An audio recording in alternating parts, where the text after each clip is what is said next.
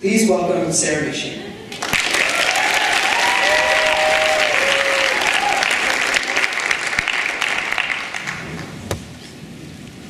This past December, my mom and I sat on the kitchen floor with my younger sister as she asked the tough questions. When is he going to get back up? She asked.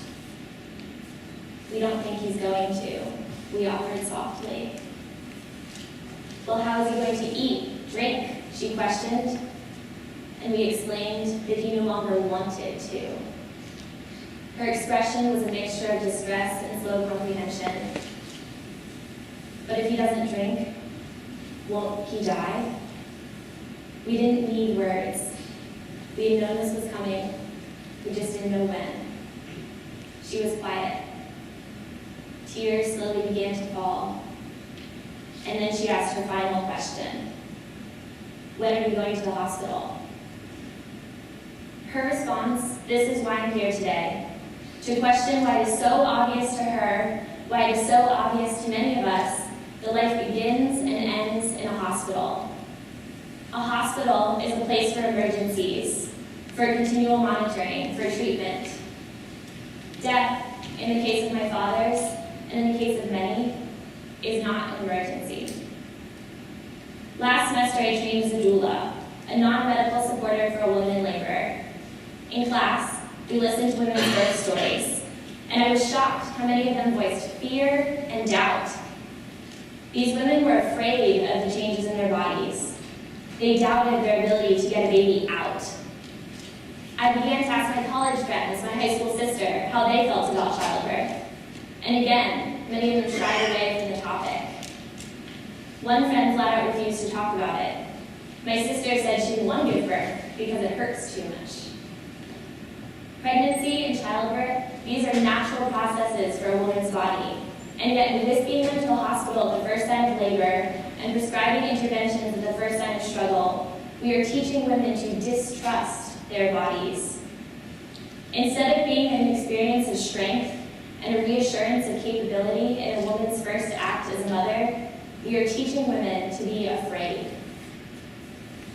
There is a remarkable parallel between the medicalization of birth and the medicalization of death. Yes, both of these are situations where true emergencies arise. And both of these are situations where hospitals can be an amazing resource. But hospitals are not the only appropriate place for birth and death. And it is important we realize there is a choice. Many low-risk pregnancies are candidates to go to birthing centers or even birth at home. For many elderly and sick, dying at home under hospice care is an option. Our assumptions and our silence are robbing people of their agency and their confidence. We must acknowledge that today, these are uncharted waters for most of us. Many women have not witnessed a birth until there is a baby coming out of them. Many have not seen death until a family member is very sick.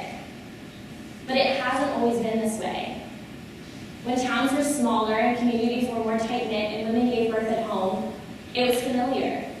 By the time a woman was expecting, she had witnessed and supported friends, neighbors, and family members through labor. She had a confidence that her body, too, would be able to birth a child. Along these same lines, hospitals shield us from death and dead bodies in a way we were not always. When people died at home, it was familiar. Death was acknowledged as part of the life cycle. Today, media, Halloween, and zombie TV shows teach us to be afraid of lifeless bodies. To me, it seems painfully apparent that we need to normalize birth and death within our culture. We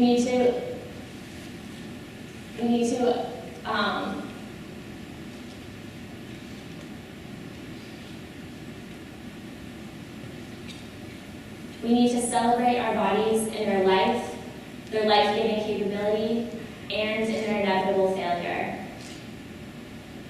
We need to remind women, you are strong enough, your pelvis is wide enough, it is biologically ingrained for you to grow and birth a child. And we need to recognize death can be beautiful amidst grief. There was nothing creepy about my father's body after he died. It was slightly paler, colder, stiffer than it was in life. But it wasn't scary. It was peaceful. It was final. It felt almost cathartic to witness and understand.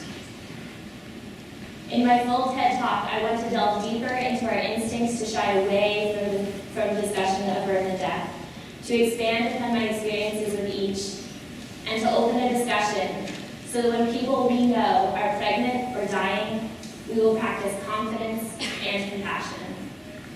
Thank you.